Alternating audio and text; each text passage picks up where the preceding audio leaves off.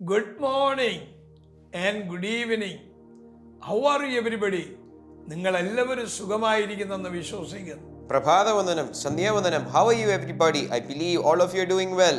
When duty calls, ഉത്തരവാദിത്വം നമ്മളെ വിളിക്കുമ്പോൾ, അവൻ ദൈവത്തിന്റെ ആ വലിയ കർത്തവ്യത്തിലേക്ക് അവൻ നമ്മെ വിളിക്കുകയാണ്.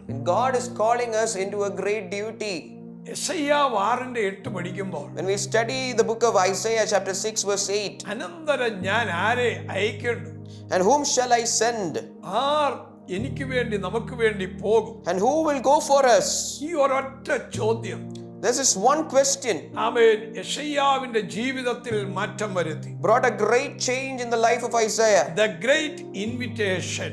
വലിയ ഒരു ക്ഷണം, അവൻ ആ സ്വർഗീയമായ വലിയ വിളി യെശയ്യാവിന്റെ മേൽ ഉണ്ടാകുകയാണ്. and that heavenly great call has come upon Isaiah.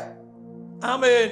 നാം ജീവിക്കുന്നത് നോട്ടിഫിക്കേഷനുകളുടെ കാലത്താണ്. We are living in a time where there are notifications, നമ്മുടെ ഫോണുകൾ നിർത്താതെ ശബ്ദിച്ചുകൊണ്ടിരിക്കുന്നു. and our phones are always buzzing around with notifications, അതിനുവേണ്ടി നമുക്ക് ഒരുപാട് ടൈം ഉണ്ട്. and we have a lot of time for that. എന്നാൽ നാം നിരന്തരം അവഗണിക്കാൻ ശീലിച്ച ഒരു പ്രത്യേക വിളിയുണ്ട്. But there is a call that we have constantly kept on ignoring, അതാണ് കർത്തവ്യത്തിന്റെ വിളി. and that is the call of duty. ആ വലിയ വിളി നാം അവഗണിക്കുകയാണ്. And we are ignoring that great call upon us. നിങ്ങളെ കുറിച്ചുള്ള വിളി ചെറുതല്ല.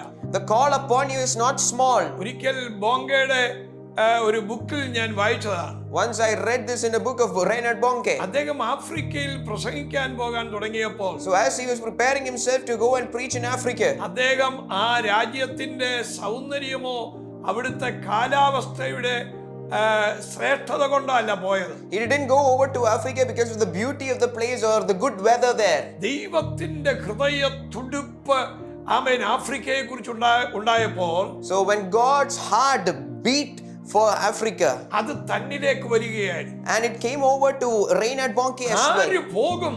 Who will go? ഞാൻ പോകാം. I will go. താൻ അവിടെ ചെന്ന് After going there, മിനിസ്ട്രി ആരംഭിച്ചു. he started his ministry, എന്നാൽ ഒരു വലിയ ടെന്റ് മിനിസ്ട്രിക്ക് വേണ്ടി ടെന്റ് കെട്ടി. and he built a great tent for a tent ministry ഒരു there. കാറ്റിന്റെ മുൻപിൽ ആ ടെന്റുകൾ ഒടിഞ്ഞുപോയി. And in front of a great wind, that tent was blown away. തന്റെ വിളി വലുതാണ്. His calling was great, താൻ ദൈവസന്നിധിയിൽ നിലവിളിച്ചു. and he cried out in the presence of God, എന്റെ പ്രതീക്ഷകൾ നഷ്ടപ്പെട്ടു. all my hopes were lost, Lord. ദൈവം പറഞ്ഞു, And the Lord said, ബോങ്കേ, Bonnke, നിന്നെ കുറിച്ചുള്ള ഈ ഒതുങ്ങിയ ചെറിയ ടെന്റിലുള്ള വിളിക്കല്ല കൊണ്ടുവന്നത്. I have not called you, I have not brought you for a small call in this tent. ആഫ്രിക്കയെ നേടാനുള്ള വിളിയാണ്. You have a call to win എന്നെ Africa. ശ്രദ്ധിക്കുന്ന ചിലരുണ്ട് ഇതിനകത്ത്. There are some people who are watching me keenly. When duty calls, ഉത്തരവാദിത്വം നമ്മളെ വിളിക്കുമ്പോൾ, ആമേൻ, നിങ്ങളുടെ ഉത്തരവാദിത്തം ചെറുതല്ല, വലുതാണ്. your duty is not small but great. അതിലേക്ക് നിങ്ങൾ സ്റ്റെപ്പ് ചെയ്യുക. You need to step into it. ഞാൻ നിങ്ങൾക്ക് വേണ്ടി പ്രാർത്ഥിക്കാൻ പോകും. I'm going to pray for you. നിങ്ങളുടെ വിളി വലുതാണ്. Your calling is great. ദൈവം വിളിക്കുമ്പോൾ When God calls, നമ്മുടെ സൗകര്യത്തിന് അനുസരിച്ചാണോ എന്ന് കർത്താവ് ചോദിക്കാറില്ല. God doesn't ask whether we are comfortable with it. പകരം അവന്റെ ഉദ്ദേശത്തിനായി നാം ലഭ്യമാണോ എന്നാണ് അവൻ നോക്കുന്നത്. Instead, he looks upon us whether we are available for his will and his plans to be carried out.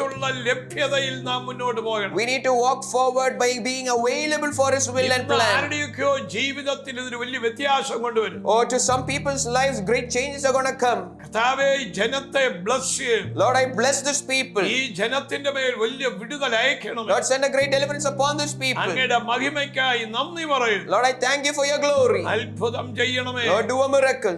യേശുവിൻ നാമത്തിൽ തന്നെ. In Jesus' name. നിങ്ങളുടെ മേൽ ഒരു സർപ്രൈസ് ആയിട്ട് കർത്താവ് ചില കാര്യം ചെയ്യാൻ പോകും. God is going to do some things that are going to surprise you. Amen.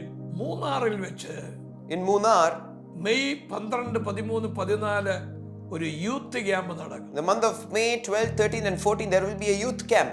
Munnar post ഓഫീസിന് സമീപമുള്ള ഗിൽഗാൽ ഹാളിൽ വെച്ച് നടക്കും. In Munnar, close to a post office, there's a hall called Gilgal. In that hall, എല്ലാ യൂത്തും കടന്നു വരിക.